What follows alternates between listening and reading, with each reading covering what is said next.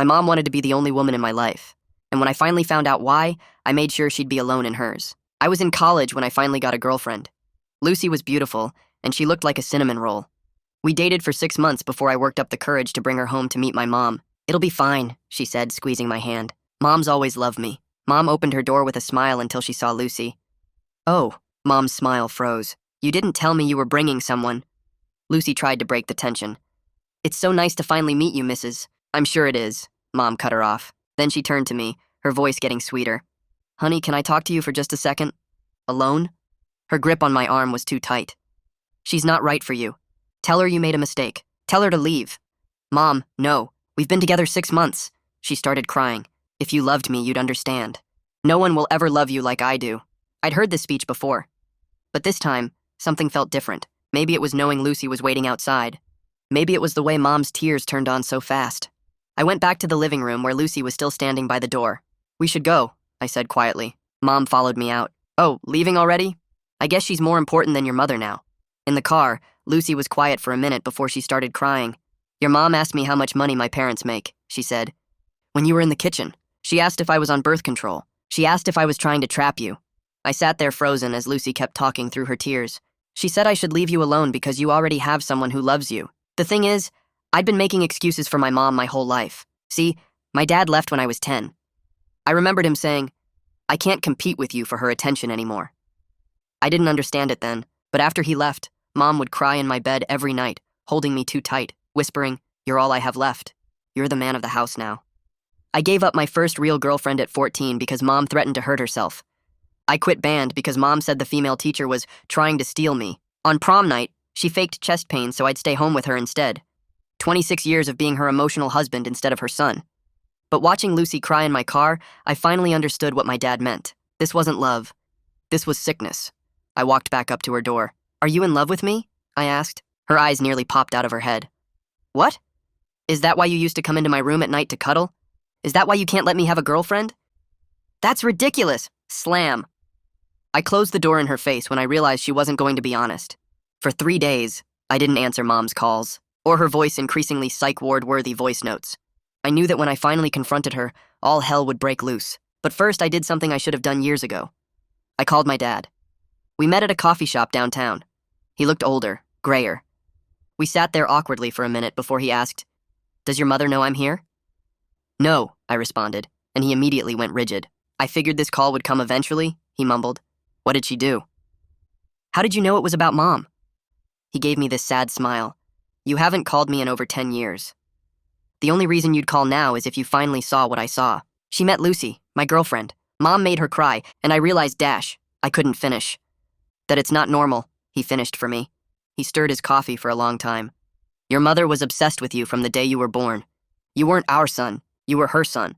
She'd remind me of that dozens of times a day. That's weird, but when you were 8, I found her in your bed again, holding you like..." He paused. "Like I used to hold her. I told her it needed to stop.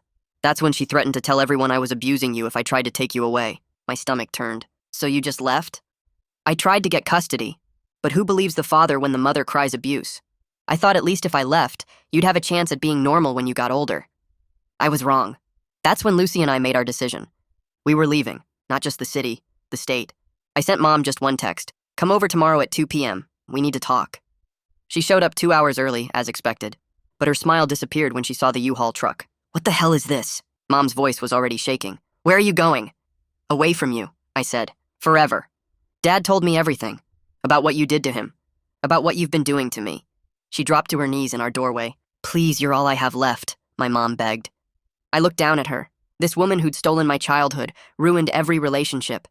And for the first time in my life, I felt disgust. "That's not my problem anymore. By the way," Lucy chimed in calmly, "I'm a mandatory reporter. And he told me everything about when he was 8. Mom froze. "You wouldn't..." That's when we heard the knock. 3 loud bangs on the door. "You called them?" she whispered. Lucy smiled. The 2 officers stepped inside, and I watched Mom's face change from desperate pleading to something close to panic. The taller one introduced himself as Officer Marino and asked all 3 of us for identification. His partner, a younger guy with a crew cut, pulled out a notebook and started writing down our names. Officer Marino looked at me and Lucy, then at Mom, still kneeling in the doorway. He asked if we could separate into different rooms so he could get statements from each of us individually. Lucy went into the bedroom with the younger officer. Mom got sent to the kitchen with Officer Marino. I stayed in the living room with all the packed boxes and waited. Through the thin walls, I could hear Mom's voice getting louder, then quieter, then louder again. My hands wouldn't stop shaking. The younger officer came back after about 10 minutes and asked me to walk him through everything that happened today. I told him about the text message saying 2 p.m., about Mom showing up at noon, about what she said when she saw the U-Haul. He wrote it all down without looking up from his notebook. When Officer Marino brought Mom out of the kitchen, her eyes were red, but she wasn't crying anymore. She tried to explain that she was just a concerned mother who came to visit her son. Officer Marino asked her why she arrived 2 hours before the time I told her to come. Mom opened her mouth, closed it, then said something about wanting to help us pack. Officer Marino looked at the U-Haul truck that was already completely loaded. He asked her if she had permission to be here right now. Mom looked at me like I was supposed to save her. I didn't say anything. Officer Marino told her this was a verbal trespass warning. He said she needed to leave the property right now and not come back unless I gave her clear permission in writing. Mom started to argue, but he cut her off and said if she refused to leave, he would arrest her for trespassing. She grabbed her purse from where she'd dropped it by the door and walked out to her car without looking at me. I watched through the window as she sat in the driver's seat for a minute, before finally starting the engine and backing out of the parking lot. After Mom's car disappeared down the street, Officer Marino and his partner spent the next 20 minutes going through everything with me and Lucy. They photographed the U-Haul truck. They wrote down the timeline of Mom's harassment starting from when I first brought Lucy home. Lucy told them about the kitchen interrogation, about Mom asking if she was on birth control, about Mom saying I already had someone who loved me. The younger officer's pen moved faster across his notebook. Officer Marino asked if Mom had been contacting me a lot recently. I pulled out my phone and showed him the call log. 40 missed calls in 3 days. He nodded slowly and handed me his card. He said given the pattern he was seeing, I should seriously think about filing for a restraining order. He said what Mom was doing counted as harassment, and it was only getting worse. His partner added that the early arrival today, combined with everything else, showed she wasn't respecting boundaries. They gave me the incident report number and told me to keep all the text messages and voicemails as evidence. Then they left and the apartment got really quiet. Lucy and I sat on the couch surrounded by boxes, both of us shaking from adrenaline that had nowhere to go anymore. She asked if I was okay. I realized I actually was. For the first time in days, maybe years, I felt like I'd taken action instead of just reacting to whatever Mom threw at me. Lucy leaned against my shoulder and we sat there for a while without talking. My phone buzzed with a text from Mom, but I didn't open it. Lucy saw the notification and squeezed my hand. That night, we pulled out my laptop and started researching restraining orders. We found legal aid websites and victim advocacy resources. I read through the criteria for what counted as harassment. The list included obsessive calling, showing up uninvited, threats of self-harm to control someone's behavior, and interference with relationships. It was like someone had written a description of my entire life with Mom. Lucy pulled up a page about emotional abuse and read parts of it out loud. The section on reasonable fear explained that you didn't need to be physically threatened to get protection. Years of manipulation and control counted. The early arrival today after being told 2 p.m. counted. The 43 messages in 1 week definitely counted. We bookmarked everything, and I felt something shift in my chest, like maybe this wasn't just me being dramatic or ungrateful like Mom always said. I woke up the next morning and started going through my phone systematically. I took screenshots of every voicemail, every text message, every email Mom had sent over the past week. The first few were loving, calling me honey and sweetheart. Then they shifted to asking why I wasn't responding. Then they got manipulative, saying she couldn't sleep and needed to talk to me. Then they turned angry, accusing me of choosing Lucy over family. The last few mentioned self-harm, saying she didn't know what she'd do if I abandoned her. 43 messages total. Seeing them all lined up like that, one after another, made the pattern impossible to ignore. This wasn't normal mother-son communication. This was someone obsessed and spiraling. I saved everything to a folder on my laptop and backed it up to the cloud. Lucy sat with me at the kitchen table while I wrote out a timeline of events. I started with the day I brought her home to meet Mom 6 months ago. I included specific dates for every incident I could remember. The kitchen interrogation where Mom asked about birth control. The phone calls that came every hour after we left. The messages that got increasingly desperate. The surprise visit yesterday at noon when I'd said 2 p.m. Lucy helped me remember exact quotes from Mom's messages. We included the police incident report number from yesterday. By the time we finished, it was 5 pages long, and the pattern of escalating harassment was crystal clear. Each incident built on the last one. Each boundary Mom crossed made the next violation easier. My phone rang and Dad's name showed up on the screen. I answered and he asked how I was holding up after yesterday. I told him we were working on getting a restraining order. His voice changed, got lighter somehow. He said he was relieved I was taking legal action. Then he offered to write a declaration about Mom's past behavior and the threats she made during the custody battle that never happened. He said he kept detailed notes from back then, dates and times and exact words Mom used when she threatened to accuse him of abuse if he tried to take me. I asked if he'd really be willing to put that in writing. He said absolutely. He should have done it years ago. We agreed he'd email me the declaration by tomorrow morning. Lucy and I drove downtown to the legal aid office the next day. We had to wait almost an hour before meeting with Gracelyn Peterson, an attorney who handled domestic abuse cases. She was younger than I expected, maybe early 30s, with dark hair pulled back in a ponytail. We sat in her small office and she reviewed our documentation, the timeline, the screenshots, the police report. She asked questions about specific incidents and took notes. Then she explained that emotional abuse and harassment definitely qualified for restraining orders in our state. She said the police report and witness statements from Lucy made our case even stronger. Having Dad's declaration about the historical pattern would help too. I felt my shoulders relax for the first time since we'd walked in. Gracelyn walked us through something called the ex parte process. She said I could file for an emergency temporary restraining order today. If the judge granted it, there would be a hearing in about 2 weeks where Mom could respond and tell her side. But the temporary order would go into effect immediately once Mom got served with the papers. That meant she'd have to stay away from me right away, not in 2 weeks. Gracelyn explained that Mom would be prohibited from contacting me in any way, directly or through other people. She'd have to stay at least 100 yards away from me, my home, my school, and my work. If she violated the order, she could be arrested. I looked at Lucy and she nodded. We were doing this. I told Gracelyn I wanted to file today. Gracelyn pulled out a thick stack of forms and spread them across her desk. She explained each section while I picked up the pen, my hand already feeling heavy. The petition asked for specific incidents with dates and descriptions. I started with the most recent stuff, the kitchen interrogation Lucy described, then worked backward through the years. Writing about prom night felt weird, like I was telling someone else's story. I had to describe how Mom faked chest pains and called an ambulance, how I stayed home in my rented tux while my date went alone. The pen cramped my hand as I wrote about the band teacher Mom accused of inappropriate behavior, forcing me to quit something I actually loved. Each incident looked smaller when reduced to legal language on these official forms, but together they formed a pattern I couldn't ignore anymore. My handwriting got messier as I filled page after page, incidents from middle school and high school and college all bleeding together into one long record of Mom controlling my life. Gracelyn checked each page as I finished, nodding and making notes in the margins about which details strengthened the case. Lucy sat beside me and started her own declaration form. She wrote in neat print, describing exactly what Mom said in the kitchen that first day. Her professional voice came through even in writing, as she explained how Mom's questions about birth control and money and trapping me met the legal criteria for harassment. She included specific quotes, Mom's tone of voice, the way she blocked the kitchen doorway. Lucy's training as a mandatory reporter showed in how she documented everything, clinical and detailed and impossible to dismiss. She described feeling threatened and uncomfortable, how Mom's behavior toward me raised red flags about emotional abuse. Reading over her shoulder made me realize how serious this all looked from the outside, how someone trained to spot abuse patterns saw exactly what I'd been making excuses for my whole life.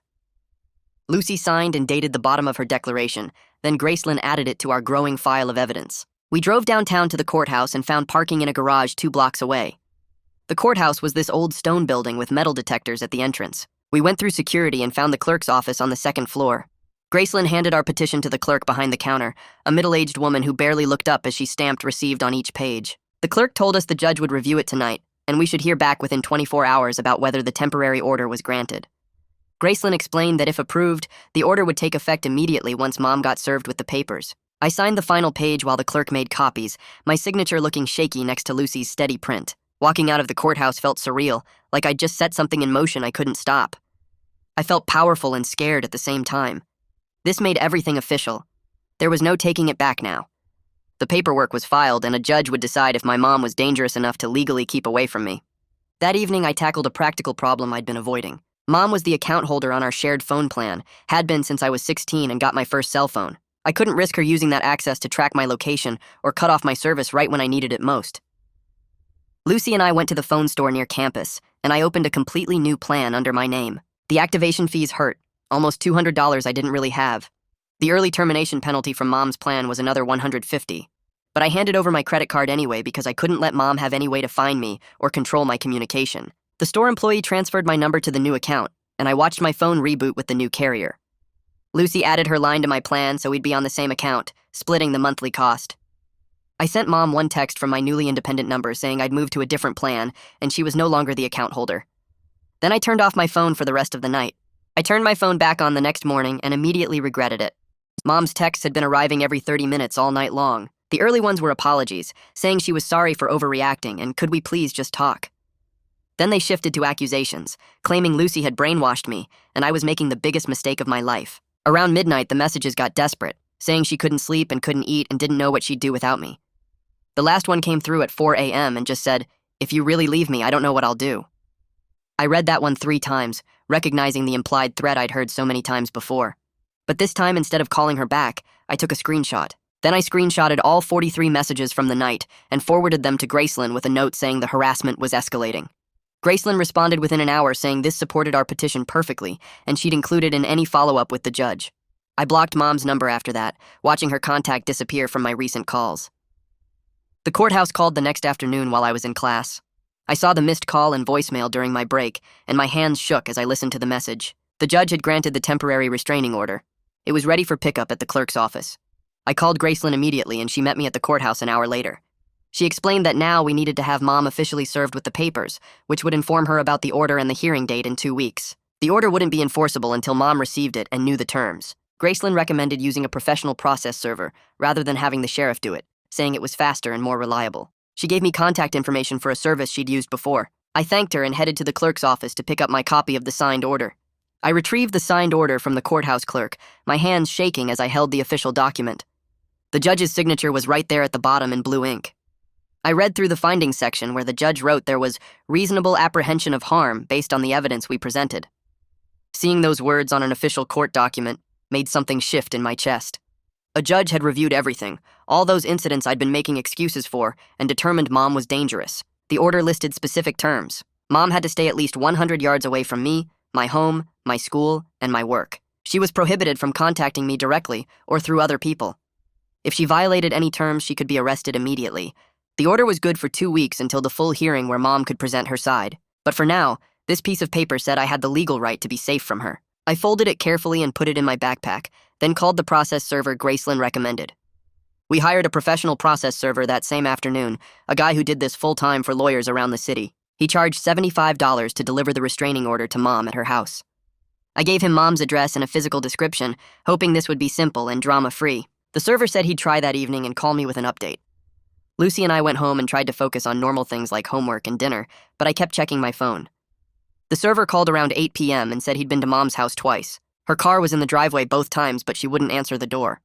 He could see lights on inside and heard movement, but she refused to come to the door. Service wasn't completed. He said he'd try again tomorrow with a different approach, maybe catch her coming or going. I thanked him and hung up, frustrated that even this couldn't be simple. Mom was avoiding the papers, probably knowing they were coming, making this process drag out longer. My email dinged late that night and I saw Dad's name in my inbox. He'd sent scanned copies of notes he kept when I was 8, 9, and 10 years old.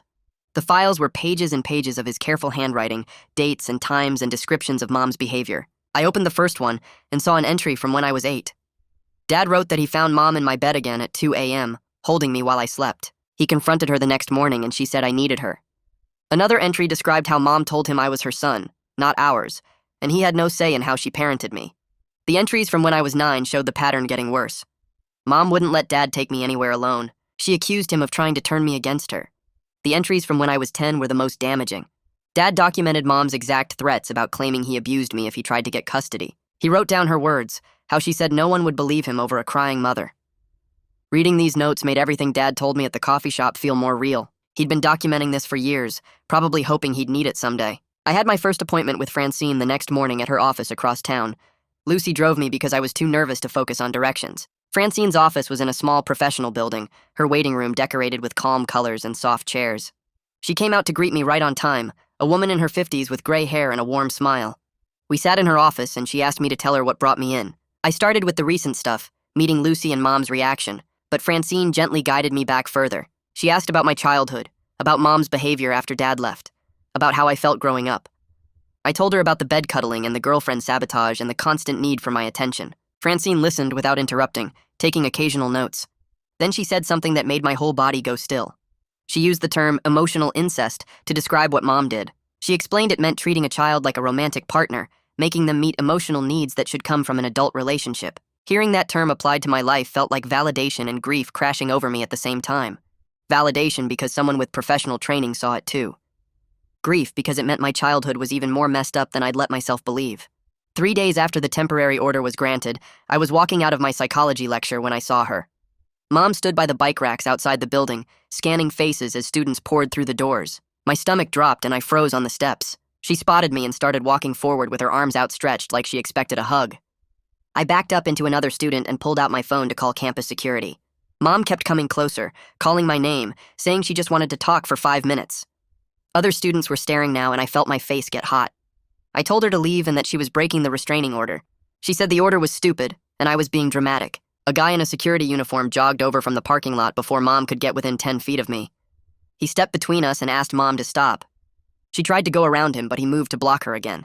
He asked for her name and she refused to give it, saying this was between her and her son. The security officer, whose name tag said Apollo, asked me if I wanted this person removed from campus. I said yes, and that there was a restraining order.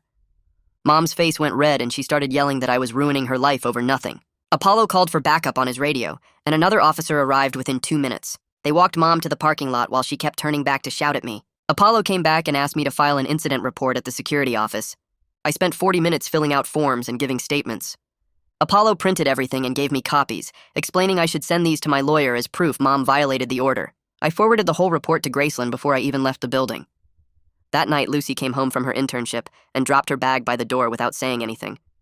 She sat on our couch and just stared at the wall for a full minute. I asked what was wrong and she said she was tired.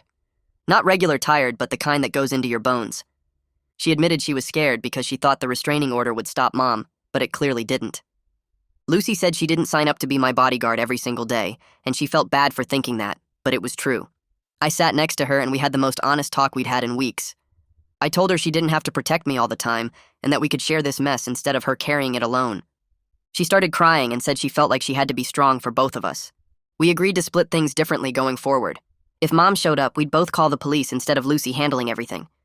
If I needed to vent, I could do it without Lucy having to fix the problem. We ordered pizza and fell asleep on the couch watching some dumb comedy neither of us really paid attention to. The process server tried again 2 days later, but Mom still wouldn't answer her door. Graceland said we needed a different approach because Mom was clearly avoiding service on purpose. She arranged for the sheriff's office to handle it since they have more authority and ways to make sure someone gets served. Deputy Evan Coleman was assigned to our case, and he called me to confirm Mom's address and typical schedule. He said he'd go to her house with his body camera running, so there would be video proof of the service. The next afternoon, Deputy Coleman drove to Mom's house right when a delivery truck pulled up. Mom opened the door expecting a package, and Deputy Coleman stepped forward with the restraining order papers in his hand. He identified himself and handed Mom the documents before she could close the door. She took them automatically, and then realized what they were. Deputy Coleman's body camera caught everything that happened next. Graceland got a copy of the footage and sent it to me with a warning that it might be hard to watch. I played the video on my laptop with Lucy sitting next to me. The footage showed Mom's face changing from confused to angry in about 2 seconds. She started screaming that I was ruining her life and that she didn't do anything wrong. Deputy Coleman stayed calm and professional, not reacting to her yelling at all. Mom said Lucy poisoned me against her and that I was her baby and she had rights. Her voice got higher and more frantic with each sentence. She called me ungrateful and said I'd regret this. Deputy Coleman waited for her to finish and then explained the terms of the restraining order in simple language. He told her she couldn't contact me in any way, couldn't come within 100 yards of me, and any violation would result in her arrest. Mom tried to argue, but Deputy Coleman just repeated the information and walked back to his car. The video showed Mom standing in her doorway holding the papers and crying before the footage cut off. 3 days before the hearing, Graceland called to tell me Mom had filed a response through a lawyer she hired. Graceland forwarded me the court documents and I read them sitting at my kitchen table. Mom's response said I was an ungrateful son who abandoned his loving mother without reason. It claimed she never behaved inappropriately and that I was making up stories because Lucy turned me against her. The response painted Mom as a victim of my sudden rejection and said she was heartbroken by false accusations. Reading her version of events made me feel sick because she actually believed her own lies. There was no mention of the bedroom cuddling or the girlfriend sabotage or any of the things that actually happened. Her lawyer wrote it all in legal language that made Mom sound like a saint and me sound like a monster. I sent the response to Dad and he called me 20 minutes later. He said Mom used the exact same strategy when he tried to leave, playing the victim and denying everything. He reminded me that we had evidence and witnesses and that her denials wouldn't hold up in court. Francine gave me a homework assignment during our next session. She wanted me to write a letter to Mom saying everything I never got to say, but I wouldn't actually send it. The letter was just for me, a way to get all the feelings out without giving Mom more ammunition. I sat down that night with a blank document on my laptop and just stared at it for 10 minutes. Finally, I started typing. I wrote that she treated me like a husband instead of a son, and that wasn't okay. I wrote about the nights she came to my bed and how wrong that felt, even when I was too young to understand why. I wrote about the girlfriends she drove away and the activities she made me quit. I wrote that loving someone doesn't mean owning them and that she never learned the difference. The words came faster as I kept going, years of anger and hurt pouring onto the screen. I wrote that I deserved a mother who wanted me to grow up and have my own life, not one who needed me to stay small and dependent forever. By the time I finished, the letter was 3 pages long and I was crying. I saved it in a folder on my computer where Mom would never see it. Writing those words felt scary and freeing at the same time, like I was finally admitting the truth out loud, even if no one else would read it. Dad and I met for lunch at a diner exactly halfway between our two cities. The drive took me an hour and 15 minutes, and I spent the whole time feeling nervous. We hadn't seen each other face to face in over 10 years, just that one coffee shop meeting a few weeks ago. He was already in a booth when I arrived, drinking coffee and looking almost as nervous as I felt. We ordered burgers and didn't talk about anything important for the first 20 minutes, just safe topics like work and weather. Finally, Dad said we should probably discuss the elephant in the room. We agreed we wanted to rebuild our relationship, but we needed boundaries to make it work. He suggested monthly phone calls to start, nothing too intense or demanding. I said I didn't want to talk about Mom unless it was legally necessary for the case. Dad agreed and added that he wouldn't push me to forgive him faster than I was ready. We decided I would set the pace for everything, and he would follow my lead. It wasn't a perfect reconciliation with hugs and tears, just two people carefully figuring out how to be in each other's lives again. The check came and Dad paid for both meals. We stood in the parking lot afterward and shook hands, which felt formal but also right for where we were. He said to call him if I needed anything before the hearing. I drove home feeling lighter than I expected. The financial reality of everything hit me hard that week when I sat down with my laptop and a calculator. First month's rent and security deposit for the new apartment was $2,400. The moving truck rental was $300. Legal fees, even with Graceland's help through legal aid, were adding up to around $500 for filing fees and process servers. I was looking at over $3,000 in costs, and my savings account had $1,800. Lucy and I spread all our bills and bank statements across the kitchen table and created the most bare-bones budget we could manage. We cut streaming services, stopped eating out completely, and started buying the cheapest groceries we could find. I applied for part-time jobs at 3 different places in our new city, hoping to start working as soon as we moved. Lucy dropped her elective class so she could pick up more hours at her internship. We figured if we both worked extra and lived super cheap for a few months, we could cover everything without going into debt. It wasn't fun or comfortable, but it was doable if we both committed. Mom posted on Facebook 5 days before the hearing, and I only found out because my cousin sent me a screenshot. The post said I had turned my back on family and that she was heartbroken by false accusations I was making. She tagged 12 relatives, including aunts, uncles, and cousins I barely knew. I immediately opened Facebook on my phone and started taking screenshots of everything before people could comment. Mom's post already had 15 comments from her friends saying they couldn't believe I would do this to her. Several people wrote that kids these days have no respect and that Mom deserved better. One of her coworkers commented that she'd been so worried about Mom lately, and this explained why she seemed so sad. I saved every single screenshot in a folder and sent them all to Graceland. She replied that this was perfect evidence of Mom trying to manipulate our extended family and paint herself as the victim. She said judges don't look kindly on parties who try to wage social media campaigns during restraining order cases. I blocked Mom on Facebook and set my profile to private so she couldn't see anything I posted. 3 of my relatives texted me asking what was going on, and I didn't respond to any of them. My second therapy session with Francine focused completely on preparing for the hearing. She said court would be stressful, and Mom would probably try to make me feel guilty or get an emotional reaction. Francine taught me grounding techniques for managing anxiety, like focusing on 5 things I could see, 4 things I could touch, 3 things I could hear. We practiced how to stay calm if Mom started crying or yelling in court. She reminded me to breathe slowly and take my time answering questions. Francine said it was okay to pause and collect my thoughts instead of rushing to respond. We did a practice run where she pretended to be Mom's lawyer, asking me hostile questions, and I practiced staying factual instead of defensive. She told me to stick to specific examples and avoid generalizations like she always or she never, because those were easier to argue against. By the end of the session, I felt more prepared, but I still dreaded the actual confrontation. Francine said that was normal, and that feeling nervous didn't mean I was going to fail. I left her office with a printed list of grounding techniques in my pocket, and the hearing date circled on my phone calendar in red. That night, Lucy and I were going over our budget spreadsheet for the 3rd time when I made a stupid suggestion. I told her maybe she should drop her elective class and pick up more hours at her internship since we needed every dollar we could get. She stopped typing and looked at me with this expression I'd never seen before. She said she wasn't the only one making sacrifices and that I had no right to tell her how to manage her school schedule. I felt my face get hot because she was right, but I was too stressed to admit it. We sat there in silence for maybe 10 minutes before I apologized and she apologized, and we pulled the laptop between us to revise the budget together. We found cuts we could both make without either of us giving up more than the other. Lucy circled 3 expenses we could eliminate, and I found 2 subscriptions I'd forgotten about that we could cancel immediately. Within an hour, we had a plan that felt fair, and we ordered cheap pizza to celebrate not being mad at each other anymore. 2 days before the hearing, Gracelyn asked me to come to her office for a final prep session. She had printed copies of all our evidence and laid them out on her conference table in the order she planned to present them. She walked me through every question she would ask and every question Mom's lawyer might ask during cross-examination. Gracelyn told me to stick to specific facts and avoid saying things like always or never because those were easy to argue against. She coached me to answer only what was asked without over-explaining or getting defensive, even if the questions made me angry. We did practice runs where she pretended to be Mom's lawyer, asking hostile questions about whether I was exaggerating or misremembering events. She reminded me to pause and breathe before answering, instead of rushing to defend myself. Gracelyn said the judge would be watching my demeanor as much as listening to my words, so staying calm and factual was more important than being emotional or dramatic. By the end of the session, I felt more prepared, but my stomach still twisted every time I thought about sitting across from Mom in court. I spent that evening assembling a binder with tabbed sections for every piece of evidence we had. The first section held the police reports from when Officer Marino came to my apartment and when campus security removed Mom from campus. The second section had screenshots of all 43 messages Mom sent over 1 week with the timestamps visible. The third section contained Dad's declaration about Mom's behavior when I was 8 and the threats she made when he tried to leave. The fourth section held Lucy's witness statement describing the kitchen interrogation and why she filed the mandatory report. The fifth section had the campus security incident report from when Mom showed up at my psychology building. I used colored tabs to mark each section and put page numbers on everything, so Gracelyn could reference specific documents quickly. Having everything organized in my hands made me feel slightly less powerless about tomorrow. I could point to concrete evidence instead of just telling my story and hoping someone believed me.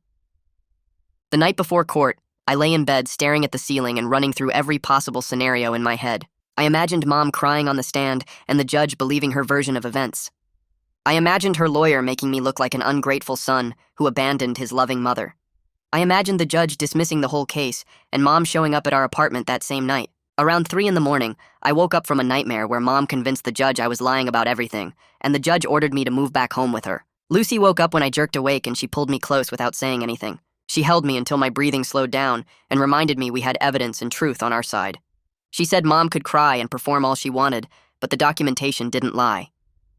Lucy stayed awake with me for another hour going over the evidence again until I felt calm enough to try sleeping. I finally dozed off around 5 and slept badly until the alarm went off at 7. We arrived at the courthouse an hour early, even though Gracelyn said we only needed to be there 30 minutes before. I wanted extra time to find the right courtroom and settle my nerves before facing Mom. We passed through metal detectors where security made me remove my belt and empty my pockets into a plastic tray. Lucy's purse went through the scanner twice because she had a water bottle they needed to inspect. We took the elevator to the 3rd floor and found courtroom 3C at the end of a long hallway. The hallway was crowded with other people waiting for family court hearings, and everyone looked stressed and tired. Some people sat on benches staring at their phones while others paced back and forth rehearsing what they planned to say. A woman near us was crying quietly, while an older man who might have been her father patted her shoulder. The whole place smelled like industrial cleaner and anxiety. We found an empty bench and sat down to wait. Mom arrived 15 minutes before our hearing time, and I saw her before she saw me. Her lawyer had already checked in with the clerk according to the board outside the courtroom. She was dressed conservatively in a navy blue dress and low heels instead of her usual casual clothes. Her eyes were red and puffy like she'd been crying all morning, or maybe hadn't slept at all. When she finally spotted me across the hallway, her face crumpled and she looked away quickly. I felt a flash of the old guilt seeing her look so sad and small. For just a second, I wanted to go over there and tell her everything would be okay, like I'd done 1,000 times before. Then I remembered Lucy crying in my car, and the 43 manipulative messages, and Dad's story about the threats and the guilt dissolved into something harder. I looked away from Mom and focused on the courtroom door instead. The clerk called our case number, and we stood up to enter the courtroom. Lucy squeezed my hand once before letting go. We walked through the heavy wooden doors and took seats at the petitioner's table on the left side of the room. Mom and her lawyer sat at the respondent's table across the aisle, and I could feel her staring at me, but I didn't look over. The judge was already at the bench reviewing our file and making notes. She was an older woman with gray hair pulled back and reading glasses perched on her nose. After a few minutes, she looked up and asked me to approach the witness stand to testify first about why I was seeking the restraining order. My legs felt shaky as I walked to the stand and raised my right hand to swear to tell the truth. I took a breath and started walking through the timeline like Gracelyn and I had practiced. I described the girlfriend sabotage that started when I was 14, and Mom threatened to hurt herself if I didn't break up with the girl. I explained how she made me quit band because she said the female teacher was trying to steal me away. I told the judge about prom night when Mom faked chest pains, so I would stay home with her instead of going to the dance. I described Dad's departure when I was 10 and what he told me about Mom's obsession and threats. Then I moved to recent events, starting with bringing Lucy home to meet Mom and the kitchen interrogation. My voice shook at first, but it steadied as I focused on stating facts rather than getting emotional. I mentioned the 43 messages in 1 week, and Mom showing up 2 hours early to our meeting and the campus trespassing incident. I kept my answers short and specific, just like Graceland coached me to do. Mom's lawyer stood up for cross-examination, and his whole strategy was trying to make everything sound like normal parental concern. He asked if it wasn't natural for a mother to worry about her son's romantic relationships. He suggested I might be overreacting to a mother's love, and that young people today don't understand how to respect their parents. He asked if I'd considered that Mom was just lonely after Dad left and needed emotional support from her son. I stuck to Graceland's coaching and answered simply without getting defensive or over-explaining. When he asked if threatening self-harm to control my dating life was really that unusual, I looked directly at him and said, "Threatening self-harm to control my dating life isn't normal parental concern." The judge wrote something down when I said that. Mom's lawyer tried a few more questions, but I kept my answers factual and brief, and eventually he sat down looking frustrated. Lucy testified next, and she used her professional voice from when she does presentations at her internship. She described the kitchen interrogation in specific detail, including the questions about her parents' money and whether she was on birth control. She explained that as a mandatory reporter, she recognized the pattern of emotional abuse and boundary violations in what I told her about my childhood. Lucy said she felt compelled to make the report because the behavior met the criteria for psychological harm, even though no physical abuse occurred. She stayed calm and credible the whole time, and I watched the judge taking notes during her testimony. Mom's lawyer tried to cross-examine Lucy, but she didn't get flustered or defensive. She just repeated the facts in the same steady voice until he gave up and sat down. I felt grateful watching her up there speaking clearly about what happened without making it sound dramatic or exaggerated. Deputy Coleman got called to the stand next, and he walked up carrying a tablet with the body camera footage loaded up. He explained that he served the temporary restraining order at Mom's residence, and she became highly emotional and made threatening statements. The judge asked what kind of statements, and Deputy Coleman pulled out his notes and read them directly. Mom had screamed that I was ruining her life and that she was the victim and that Lucy poisoned me against her. The judge asked if the body camera footage captured this interaction, and Deputy Coleman confirmed it did. Graceland stood up and requested that the court view the footage as evidence of Mom's instability and violation of boundaries. Mom's lawyer objected, but the judge overruled him and asked the bailiff to set up the screen. Watching that footage in the courtroom felt weird and painful at the same time. There was Mom on the screen answering her door and Deputy Coleman handing her the papers. Her face went from confused to shocked to completely falling apart in about 5 seconds. She started screaming and crying and saying things that sounded totally unhinged when you heard them played back in a quiet courtroom. The judge watched without any expression on her face and took notes while the video played. When it ended, Deputy Coleman explained that he remained professional throughout and reminded the respondent of the hearing date before leaving. Mom's lawyer tried to cross-examine him, but Deputy Coleman stuck to the facts and his testimony was solid. Then the judge asked if the petitioner had any additional evidence, and Graceland said we had one more witness. Mom's lawyer looked surprised because they clearly didn't know about Dad's declaration. The judge called a 5-minute break before the next phase, and I sat there feeling like my heart was going to explode out of my chest. Lucy reached over and squeezed my hand under the table. When we came back from the break, Graceland stood up and said she wanted to present a written declaration from my father. She handed copies to the judge and to Mom's lawyer, and I watched Mom's face go white. The judge started reading Dad's declaration, and the courtroom got completely silent, except for the sound of pages turning. Dad had written everything out in detail starting from when I was born, and Mom refused to let him help with basic baby care. He described how she told him I was her son, not our son, and how she pushed him away from every parenting moment. Then he got into the stuff from when I was 8, and how he found her in my bed holding me inappropriately. He wrote about the threats she made when he tried to stop it, and how she said she would tell everyone he was abusing me if he tried to take me away. The judge kept reading, and her expression got more serious with each page. When she finished, she looked up at Mom's lawyer and asked if he had any response to these allegations about past threats and manipulation. Mom's lawyer shuffled through his papers looking totally lost and finally said he was not aware of this history and would need time to consult with his client. The judge said that wouldn't be necessary and asked if the respondent wished to testify on her own behalf. Mom's lawyer leaned over and whispered to her for a minute and then told the judge that yes, she wanted to testify. Mom stood up and walked to the witness stand, and before the bailiff even finished swearing her in, she started crying. She told the judge she was a devoted mother who sacrificed everything for her son after his father abandoned them. She said she never threatened anyone, and I was confused because Lucy had manipulated me and turned me against my own mother. Her voice got louder and higher with each sentence, and she kept looking at me like she was begging me to stop this. The judge let her talk for a few minutes and then held up her hand. She redirected Mom to answer specific questions about the documented incidents instead of making general statements. She asked about the 43 messages in 1 week, and Mom said she was just worried about me. The judge asked about showing up 2 hours early to our meeting, and Mom said she was excited to see me. Then the judge asked about the campus trespassing incident, and Mom's story started falling apart. She claimed she was just checking on me because I wasn't answering her calls, but the judge pointed out that I was an adult and had the right not to answer. Mom started talking about Lucy again and saying she corrupted me, and the judge interrupted her firmly. She told Mom to stick to answering the questions asked and not speculate about other people's motives. Mom couldn't explain away any of the evidence, and her answers got more desperate and less believable. Her lawyer tried to object a few times, but the judge shut him down. Finally, the judge said she had heard enough testimony and needed to review all the evidence. She announced a 10-minute recess, and everyone stood up as she left the courtroom. I walked out into the hallway with Lucy and Gracelyn and felt like I was going to throw up. My hands were shaking and my stomach was doing flips, and I couldn't tell if the hearing went well or terrible. Gracelyn put her hand on my shoulder and said the hearing went very well and the evidence was strong. She explained that the judge saw through Mom's manipulation tactics, and the body camera footage plus Dad's declaration were powerful proof of the pattern. Lucy stood close to me and I could feel her warmth, but I couldn't relax until I heard the actual ruling. Those 10 minutes felt like 10 hours. We went back into the courtroom and sat down, and the judge came back out. She looked at both sides and started speaking in a calm, clear voice. She said she reviewed all the evidence, including witness testimony, police reports, message documentation, and the declaration from my father. Based on the pattern of harassment, emotional manipulation, and violation of the temporary order, she was granting a 1-year no-contact restraining order. Mom was prohibited from any contact with me directly or through third parties and had to stay 100 yards away at all times. Any violation would result in immediate arrest. The judge kept talking and explaining the terms carefully while looking directly at Mom. She outlined the penalties for violations and said this order was effective immediately.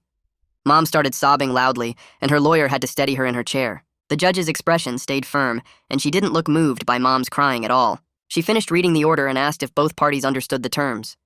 I said yes, and Mom just kept crying. The judge signed the final order and handed it to the bailiff and said court was dismissed. Everyone stood up and I grabbed the certified copy of the restraining order from the clerk's desk. Lucy and I walked toward the hallway, and I could hear Mom still crying behind us. In the hallway, Mom tried to approach me while tears ran down her face. She reached out toward me and her voice cracked when she said, "Please, you're my baby." Deputy Coleman stepped between us before she could get close and reminded her the order was in effect immediately. I kept my eyes down and didn't look at her face. Lucy took my arm and we walked toward the elevator. I felt hollow instead of happy or relieved. We got in my car and drove straight back to our apartment without talking much. The U-Haul was still parked outside and we had a few more boxes to load. We worked in exhausted silence, carrying the last items down the stairs. I kept the restraining order folded in my pocket and touched it every few minutes to make sure it was real. This piece of paper was legal proof that I had the right to be free from her. We finished loading everything by evening and locked up the empty apartment. The drive to our new state took 8 hours and we barely talked for the first half. Both of us were processing what happened in court and trying to wrap our heads around the fact that we actually did it. The highway stretched out ahead of us, and I kept checking the mirrors like Mom might appear behind us, even though I knew she couldn't. Somewhere around hour 5, Lucy reached over and squeezed my hand. I looked at her and she gave me this small, tired smile. That's when I realized we were actually doing this. We were leaving everything behind and starting over in a place where Mom couldn't find us. We pulled into the parking lot around midnight, and the apartment complex looked quiet and dark. Lucy grabbed the lighter boxes while I hauled the heavier ones up 2 flights of stairs to Unit 214. The apartment smelled like fresh paint and carpet cleaner and had that empty echo that new places always have. We worked without talking much because we were both too tired for conversation. I dropped a box labeled kitchen in the middle of the living room floor and looked around at our tiny 1-bedroom with its basic white walls and standard rental fixtures. The place was maybe 600 square feet total, but it was ours, and nobody here knew Mom or had any connection to my old life. Lucy set down the last box and leaned against the doorframe looking exhausted. We still had the U-Haul to return in the morning, but for now we just stood there in our empty apartment surrounded by cardboard boxes. Something about being here in this small space with Lucy made me think maybe we could actually build something normal. I unrolled our mattress in the bedroom, and we collapsed on it fully clothed without even bothering to find sheets. The next morning, we tackled the IKEA bookshelf we bought 2 weeks ago. Lucy insisted we should follow the instructions step by step, while I thought we could just figure it out by looking at the pictures. She spread out all the pieces on the living room floor and started sorting screws into little piles. I grabbed 2 panels and tried to fit them together without checking the diagram. We argued about it for 10 minutes before Lucy started laughing at how stupid we were being over a cheap bookshelf. I started laughing too, and we ended up sitting on the floor giggling like idiots while surrounded by particle board and Allen wrenches. We finally finished the bookshelf using the instructions and ordered pizza because neither of us had energy to cook. The pizza place didn't deliver, so I walked 3 blocks to pick it up and carried it back in the dark. We ate sitting on the living room floor with the bookshelf as our only furniture, and it felt more like home than anywhere I lived with Mom ever did. I set up my laptop on a cardboard box the next day and logged into the telehealth portal. Francine's face appeared on screen, and she asked how the move went and how I was feeling after the hearing. I told her I felt empty instead of happy about winning the restraining order. She nodded like she expected that answer and said, "Feeling empty is normal when you finally escape something that consumed your whole life. Grief and relief can exist at the same time," she explained. We talked about the hearing and how watching Mom cry on the stand made me feel guilty, even though I knew she manipulated people with tears my entire childhood. Francine helped me understand that my emotional reactions were conditioned responses from years of training and that unlearning them would take time. The session lasted 50 minutes, and afterward, I felt less confused about why I wasn't celebrating. My phone buzzed with a text from Dad later that afternoon. The message said he found an old photo from when I was 6 and wanted to share it. The image loaded slowly and showed both of us at a beach building a sandcastle together. Dad looked younger and happier in the photo, and I looked like a normal kid having fun with his father. His text said he was glad I was safe and that he was here whenever I was ready to talk. I stared at that photo for a long time, trying to remember that day at the beach. We texted back and forth and agreed to start with monthly video calls and no pressure about rebuilding our relationship. He said we could take it slow and be honest about what we both needed. I saved the photo to my phone and felt something loosen in my chest that had been tight for years. 2 weeks after we moved in, a letter arrived at our new address forwarded through Graceland's office. The envelope had Mom's handwriting on it, and my stomach dropped when I recognized it. The letter inside went on for 3 pages, mixing apologies with blame and begging me to just talk to her. She wrote that she never meant to hurt me and that Lucy had poisoned my mind against her. She said the restraining order was unfair and that I was her only family, and how could I abandon her like this? The letter ended with her asking me to call her so we could work things out. I read it once sitting at our kitchen table and then folded it back into the envelope. The restraining order prohibited any contact, and I wasn't going to give her an opening by responding. I filed the letter in a folder with all the other legal documents and didn't think about it again that day. The financial reality of our move hit hard when I checked our bank account. We burned through most of our savings on deposits and moving costs and had maybe 2 months of rent left. I applied for a part-time job at the campus bookstore near Lucy's new school and got hired to work 20 hours a week. Lucy dropped her elective class so she could work more hours at her internship, which paid slightly above minimum wage. We sat down with our budget spreadsheet and cut everything that wasn't essential. No eating out except special occasions, no new clothes, no entertainment subscriptions we didn't absolutely need. The math was tight, but it worked if we both stuck to the plan and nothing unexpected happened. Lucy squeezed my hand across the table and said we were making it work through teamwork. I believed her even though the numbers scared me. 6 weeks after the move, I woke up one morning and realized I slept through the entire night without nightmares. I lay there in bed next to Lucy trying to remember the last time that happened and couldn't. The constant anxiety that used to wake me up at 3 a.m. was gone. I stopped jumping every time someone knocked on our apartment door. My stomach didn't clench anymore when my phone rang with an unknown number. These were small signs, but they meant something was changing inside me. I was actually healing instead of just surviving. Lucy woke up and asked why I was smiling, and I told her I slept all night. She smiled back and said that was good and rolled over to go back to sleep. I opened my phone that afternoon and scrolled to Mom's contact. Her number was still saved with a photo from 5 years ago, when she looked younger and happier. I made sure all her messages were backed up and archived per Graceland's instructions for legal compliance. Then I deleted her contact completely. Watching her name disappear from my phone felt like dropping something heavy I had been carrying for years. She could still call from her number, but seeing her name wouldn't pop up anymore. That small action made me feel more free than I expected. Deputy Coleman sent me an email later that week confirming the case was closed on their end. He wrote that Mom hadn't violated the restraining order since the hearing and that no further action was needed. He included contact information for our new local police department in case Mom ever showed up here or violated the order. Having that safety net in place helped me relax another small degree. I forwarded the email to Lucy and Graceland so everyone had the updated information.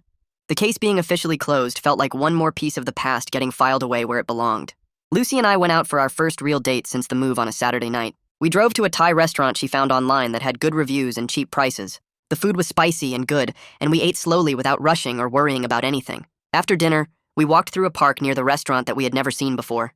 The park had walking paths and old trees and felt peaceful in the evening light. We talked about her classes and my bookstore job and what we wanted to do next year.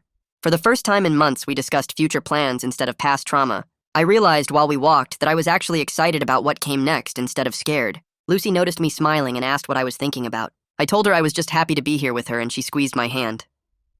We drove back to our apartment and spent the rest of the night watching some comedy show on Netflix. My phone started buzzing on the coffee table around 9, and I picked it up to see a blocked number flashing on the screen. I watched it ring once, twice, 3 times before I let it go to voicemail.